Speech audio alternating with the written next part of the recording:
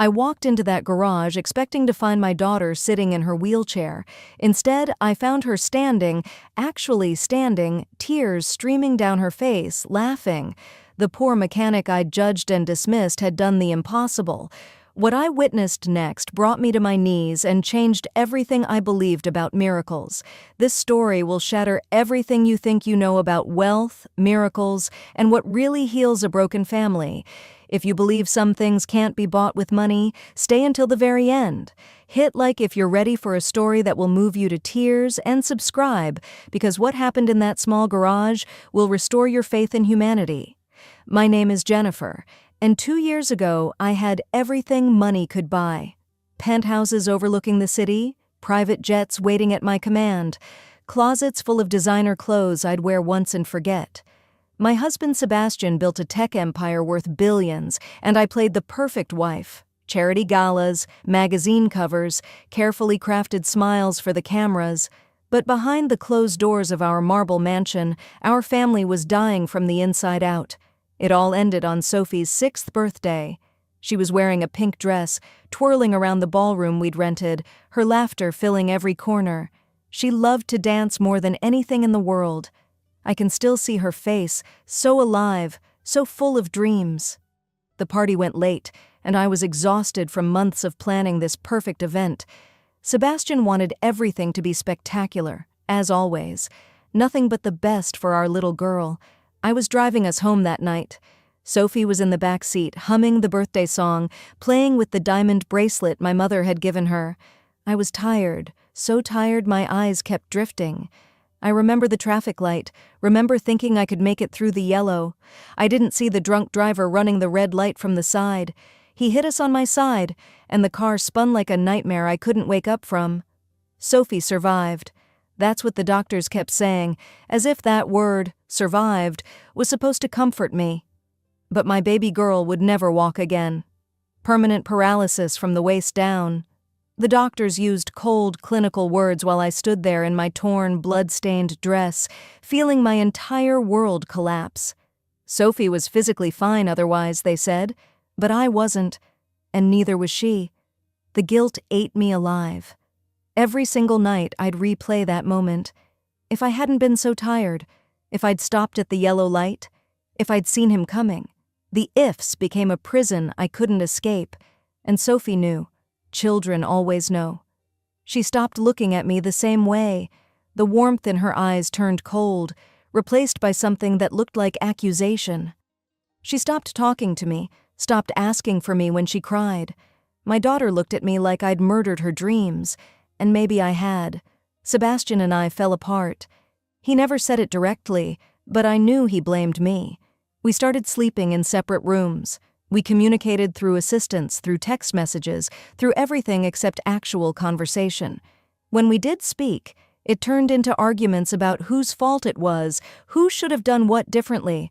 Sophie was caught in the middle, withdrawing deeper into herself with every fight she overheard. I threw money at the problem because that's what we knew how to do. $2 million on specialists around the world. We flew to Switzerland for experimental treatments, hired celebrity therapists, brought in spiritual healers, tried everything from traditional medicine to alternative practices. We bought Sophie a custom wheelchair that cost more than most people's houses, $150,000 of carbon fiber and advanced technology. But none of it worked.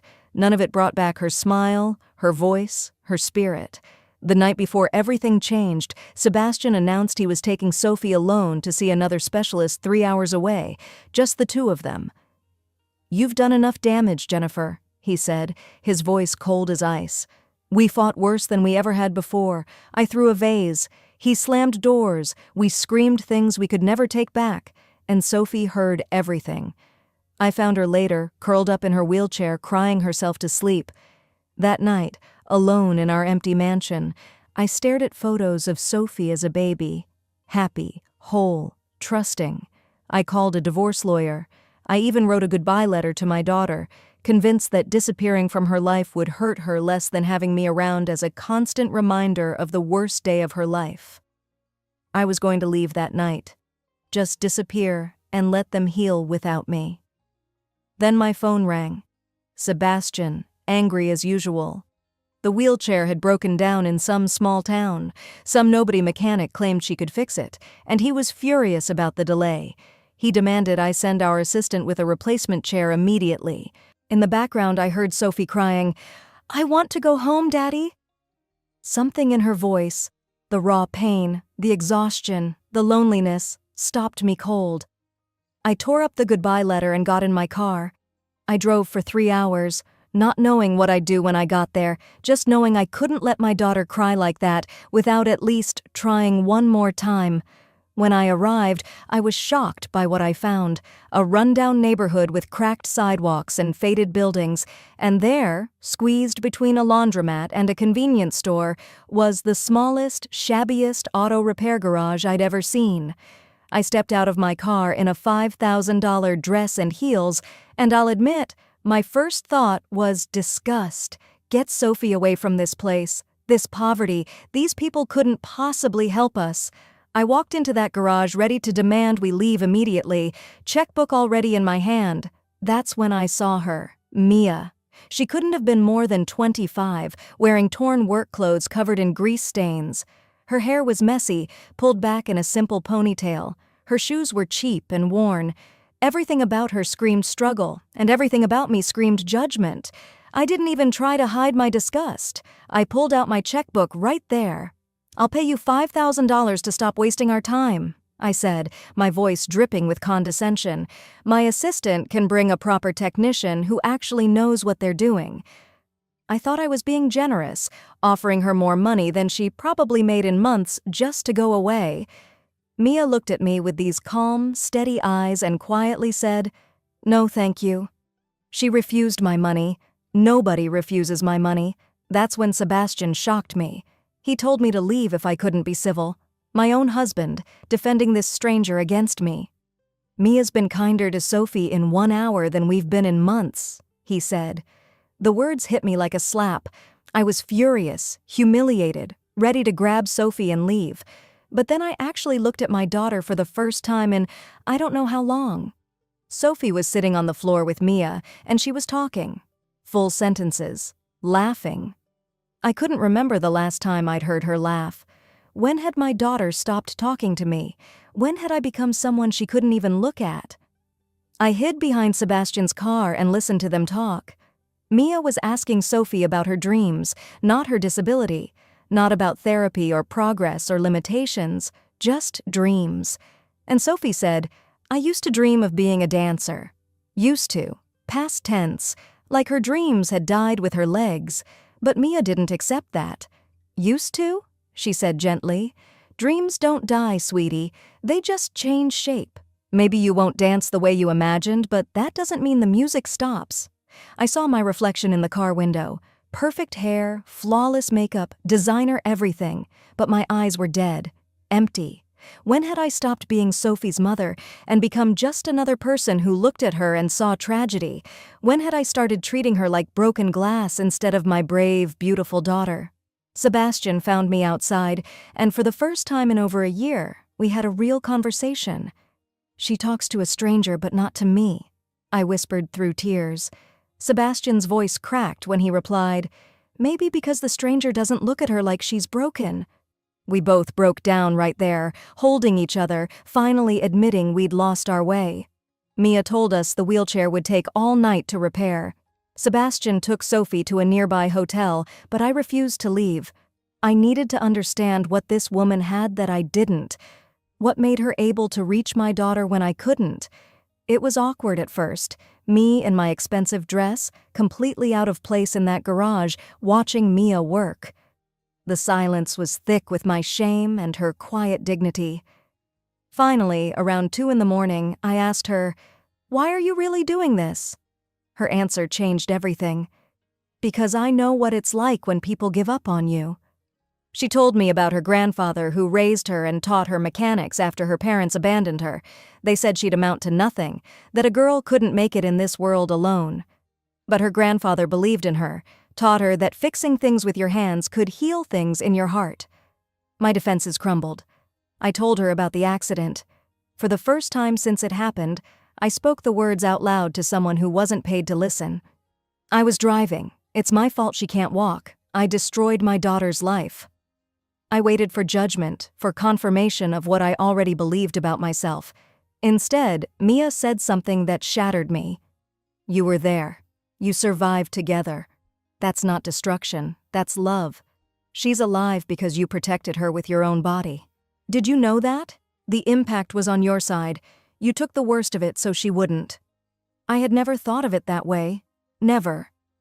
Then Mia told me something she hadn't told anyone else. She has a daughter too. Lily, 6 years old, born with a rare heart condition. She needs surgery that costs $200,000, an impossible amount for someone like Mia. That's why she worked so hard, took any job, any hour. She was trying to save her own child. Why didn't you ask us for help? I asked, stunned that she'd been carrying this burden while helping us. Because Sophie needed someone to care without wanting something back, Mia said simply. When's the last time someone helped you without expecting payment? I couldn't answer. Nobody had. Ever. In my world, everything was a transaction. Let me help you, I said. And for the first time in 2 years, I did something useful. I took off my jewelry, my expensive heels, and I asked Mia to teach me. We worked side by side through the night. I got grease on my $5,000 dress, and I didn't care. She showed me how the wheelchair worked, let me hand her tools, explained things in simple terms. I felt useful. I felt human. By 4 a.m, the wheelchair was fixed. But Mia seemed nervous, hesitant about something. She kept glancing at a corner of the garage where something was covered with an old tarp. Finally, she took a deep breath and showed me. It was the most incredible thing I'd ever seen. Custom leg braces connected to a support system built from scrap metal and old parts, held together with genius engineering. I've been designing this for my daughter, Mia explained, her hands shaking. I thought if I could perfect it, maybe Lily could walk someday. But I've never tested it on anyone. I don't know if it actually works. Then she looked at me with these desperate, hopeful eyes. What if Sophie could try it? My heart stopped. Doctors said she'll never walk, I whispered. Doctors say a lot of things, Mia replied. But her muscles are still there. This won't cure her, but maybe a few steps? I was terrified. Terrified of giving Sophie false hope, terrified of failing her again. But I saw something in Mia's face. She wasn't asking to experiment on my child. She was offering to trust us with her most precious creation, the thing she'd built with her own daughter's future in mind. When Sebastian brought Sophie back in the morning and I explained, he exploded. Absolutely not. You want to experiment on our daughter? Haven't you hurt her enough? We fought right there in front of everyone, years of pain and blame erupting again.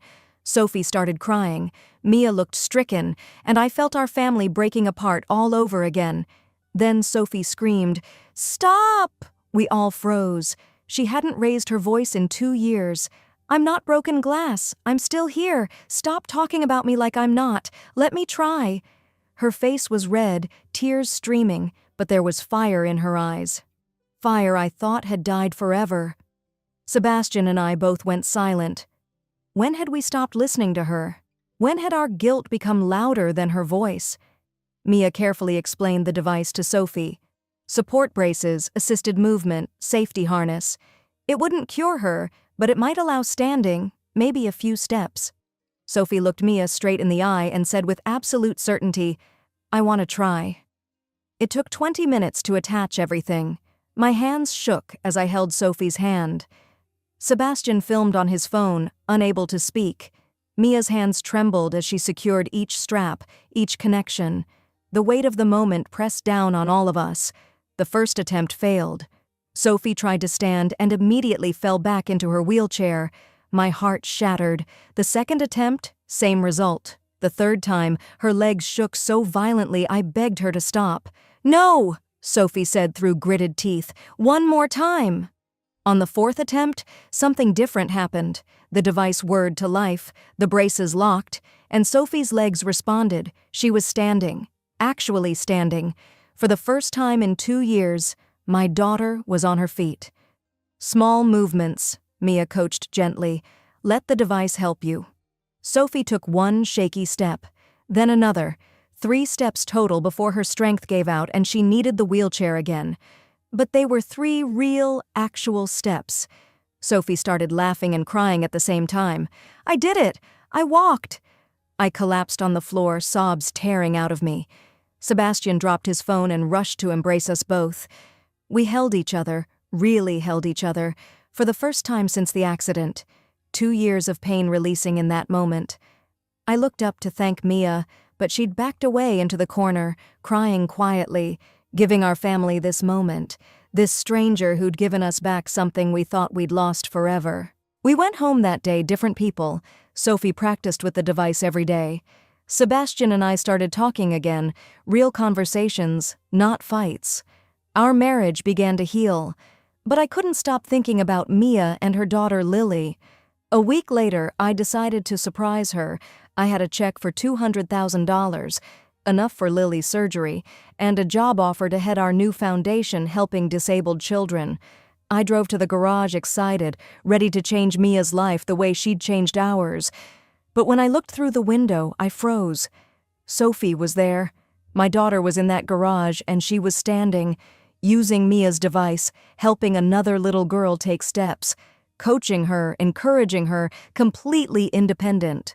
My shock turned to confusion, then to hurt. How was Sophie here? Sebastian had said she was with her tutor. They'd been lying to me, coming here in secret all week, old wounds ripped open. They didn't trust me. Even after everything, I was still the one they hid things from. I burst through the door. "What is happening here?" Sophie's face went white with guilt. Sebastian appeared from the back room, hands up defensively. "Jennifer, let me explain." He'd been bringing Sophie every day to practice. Didn't tell me because he thought I needed rest, that I'd been through too much. But what I heard was, "You don't trust me with our daughter. You think I'll break her again." Then Sophie started crying. "I wanted to surprise you, Mommy. I've been practicing to walk further. I wanted to walk to you without the device. I wanted to show you I'm okay." All my anger drained away. She'd been working so hard, building toward this gift for me, and I'd almost ruined it with my pain and insecurity. But before we could fully reconcile, a woman rushed into the garage, panic on her face. "Mia, the hospital called about Lily. She collapsed. They said come immediately." A small girl stood near the door, wearing a hospital bracelet, looking weak and pale. Mia's face went white. "She needs emergency surgery now," the woman said. "They said within 48 hours or—" She couldn't finish the sentence. Mia collapsed, sobbing. "I don't have the money. I'll never have the money in time." I didn't hesitate. "We'll cover everything." Sebastian immediately agreed. "Whatever she needs." Mia tried to refuse through her tears, but I took her hands. "You gave me my daughter back. Let me save yours." Then Sophie did something that made me prouder than any amount of steps ever could. She took off her diamond bracelet, the one my mother had given her, worth $50,000. "Sell this." "For Lily." It was one of her most treasured possessions. "I don't need it. She needs her life." We all raced to the hospital together. The surgery was scheduled immediately. I held Mia while she held Lily. Sophie and Lily held hands, 2 little girls who'd found friendship in struggle. 2 families from completely different worlds, united by something money had never bought us: real love. Lily's surgery was successful. 6 months later, both girls were thriving. Sophie was walking more every day, sometimes without the device at all. Lily was using the device for her first steps. They'd become inseparable best friends. Mia was running a foundation we'd built together, helping disabled children all over the city. We'd opened a facility in the same neighborhood as her garage, preserving the original garage as a reminder of where miracles began. I'd sold our mansion and bought a normal house nearby. I worked at the foundation every day, hands-on, no designer clothes or pretense. Just me, doing work that mattered. My marriage with Sebastian was stronger than it had ever been. We'd learned to talk, to listen, to be present. 1 year to the day after that first visit, we held a ceremony at the original garage. Sophie walked in holding only Mia's hand, no device, just determination and 50 careful steps. She ran the last few steps into my arms. Lily took her first independent steps using the device. Both families cried and celebrated together. That's when I told them my news. After years of doctors saying I couldn't have more children, I was pregnant. Miracles really do come when you open your heart. Sophie was going to be a big sister. I walked into that garage as a woman drowning in guilt and money, believing I'd destroyed my daughter's life. I learned 3 truths that day.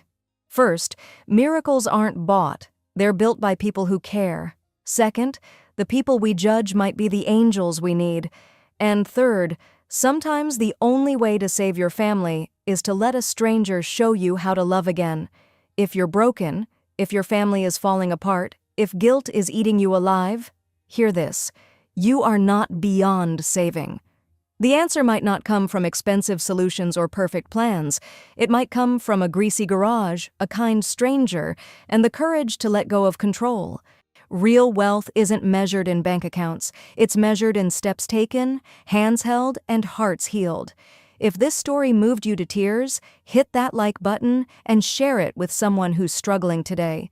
Subscribe for more true stories of hope, redemption, and the miracles hiding in ordinary places. Comment below, what impossible thing are you believing for? Let's build a community of people who refuse to give up. I'm Jennifer. I had everything money could buy, but nothing my heart needed. A poor mechanic named Mia taught me that the greatest miracles happen when we stop trying to buy solutions and start building connections. Sometimes the person with the least has the most to give. Sophie is now 10 years old and walks independently most days. Lily's heart is strong. Mia's foundation has helped over 200 children. And our family? We're finally whole.